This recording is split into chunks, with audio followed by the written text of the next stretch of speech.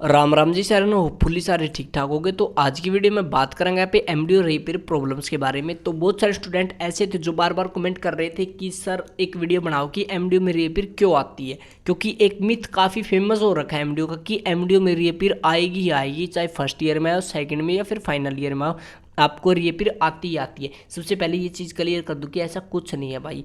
बहुत सारे स्टूडेंट मेरे जो बैचमेट है वो भी ऐसे रहे जिनको अभी तक एक भी रीपेयर नहीं आई थी, उस वो क्लियर कर गए थे। उसके बाद मैं बता दूं कि 1 या 1.5 साल से मैं आपको डे बाय डे इन्फॉर्मेशन दे रहा हूं। तो भाई मेरे भी खुद के रीपेयर आई थी, इसमें कोई बड़ी बात नहीं है, ठीक है। मेरे खुद के रीपेयर आई थी, तो मैं ये नहीं कहता कि भाई हाँ रीपेयर नहीं आती, आती है भाई। कई बार क्या होता है कि स्टूडेंट की एक तो प्रिपरेशन ना होती है, अच्छे से पेपर अटैम्प्ट नहीं करता, इस वजह से आ जाती है। कई बार आपका बैड लक भी होता है कि ठीक है भाई टीचर्स का किसी का बोर्ड खराब हो या कैसे भी करके आपका पेपर गलत चेक हो जाए तो भी रीपेयर आ जाता है। सो इसी के बारे में बात करेंगे आज की। रीपेयर आने के क्या क्या आपके रीजन हो सकते हैं कि इन रीजन्स की वजह से आपको रीपेयर आता है।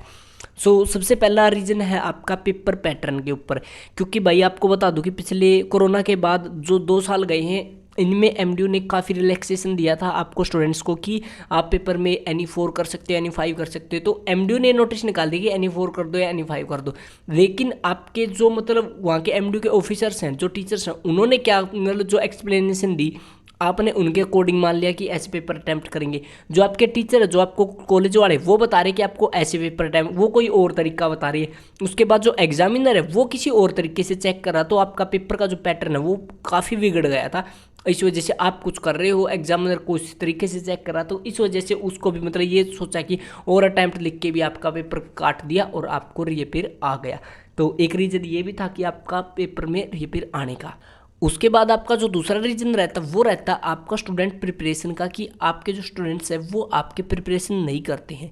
क्योंकि बहुत सारे स्टूडेंट सोचते हैं, मतलब ऐसा दिमाग में बैठा रखा है कि पेपर से पहले दिन ही पढ़ेंगे, यानी कि वन नाइट फाइटर, ठीक है। यानी कि कल पेपर है तो आज रात को पढ़ लेंगे, वही आपका कल आ जाएगा, तो आप इसमें पास तो हो जाओगे, ठीक है। इसमें सिर्फ आपके चांसेस होते हैं पास होने, क्योंकि आप पढ़े ही एक रात हो भाई, पास होने के चांसेस है कि हाँ पास हो सकते, लेकिन आप इसमें ज़्यादा नंबर की एक्सपेक्टेशन नहीं रख सकते कि आपको ज़्यादा नंबर आएंगे, ठीक है।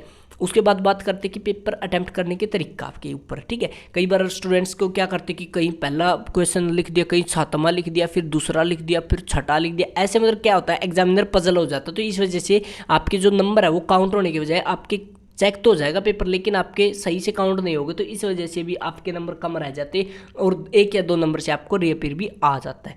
उसके बाद बात करते हैं टीचर के मोड के ऊपर, क्योंकि टीचर 2 टाइप के होते हैं, मैंने पहले वीडियो में बताया, एक टीचर एक फटीचर, ठीक है। टीचर होगा वो आपका paper as a student check करेगा, अच्छे से आपका चेक करेगा। उसके बाद फटीचर होता है वो कहीं का गुस्सा कहीं पे निकालता है, ठीक है। घर में पत्नी से लड़ाई हो गई या स्टाफ में किसी से कोई अनबन हो गई, तो उसका जो दिमाग खराब है अगर वो बैठ गया आपके पेपर चेक करने, तो समझो आपकी आ गई शामत, क्योंकि वो सारा का सारा गुस्सा आपके तेज तेज से आपके पेपर चेक करेगा, गुस्से में सीट फाड़ भी सकता है, ठीक है। लेकिन आपका जो पेपर है वो चेक करेगा, उसमें आपके नंबर अच्छे से नहीं चेक होगा, पैटर्न से नहीं चेक होगा और आपके नंबर कम लगाएगा वो गुस्से में।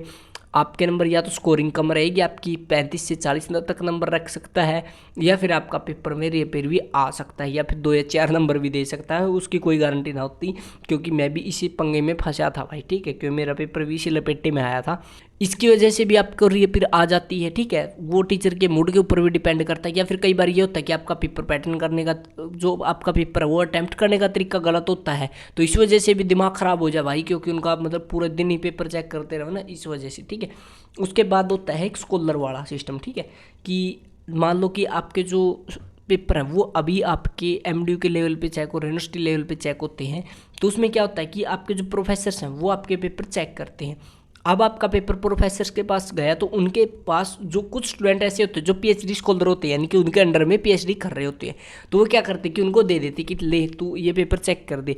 वो अपने क्या है कि इस लालच में कि हाँ भाई मेरा मतलब टीचर अच्छे से मेरे नंबर लगा देगा, हेल्प कर देगा मेरी जो गाइड है PhD में, तो वो उनका पेपर चेक करते हैं। उनको सिर्फ काम करना है कि ठीक है भाई इनके 100 पेपर चेक करके दे दे, मेरी मतलब थोड़ी सी मार्क्स वगैरह लगा दे, तो वैसे जल्दी जल्दी में आपके पेपर निपटा देते हैं और वो आपका इसमें बट्ठा बैठ जाता जाता है कि हाँ आपका पेपर अच्छे से चेक नहीं हो पाता और आपका क्या है रीपेयर आ जाता है या 2 या 4 नंबर आ जाते हैं। तो ये रीज़न थे मेन आपके पेपर अटैम्प्ट करके अच्छा करने के बाद भी आपका रीपेयर आने के। सो आपसे ये रिक्वेस्ट करूँगा कि आप एक तो पेपर अच्छे से अटैम्प्ट करें। मैंने वीडियो बना रखी है पेपर में क्या क्या चीज़ें आपको ध्यान रखनी, क्या क्या आपको सावधानी बरतनी, वो वीडियो आप देख सकते हो। वीडियो डिस्क्रिप्शन में लिंक भी दे दूंगा। वैसे भी अगर आप इस चैनल के रेगुलर व्यूअर हैं तो आपको वीडियो आती ही मिलेगी। और मैं आपको एक चीज़ बता दूँ कि आप इस चैनल पे वीडियो देखते रहा करो, क्योंकि आप वीडियो आपके काम की अभी हो ना हो, क्या पता इन फ्यूचर आपके काम की आ जाए। मान लो अभी मैंने पीजी एडमिशन्स की वीडियो बनाई थी, तो अब की बार तो क्या पता आपके काम आए ना आए, लेकिन क्या पता अगली बार आपको जब एडमिशन लेना तो आपकी हेल्प मिल जाए। ठीक है, सो आज की वीडियो में इतना ही। अगर आपका कोई डाउट या क्वेरी है तो नीचे कमेंट कर देना, आपके डाउट को क्लियर करेंगे। सो मिलते हैं जल्दी ही नई वीडियो लेकर, तब तक के लिए Ram Ram. Okay, thank you.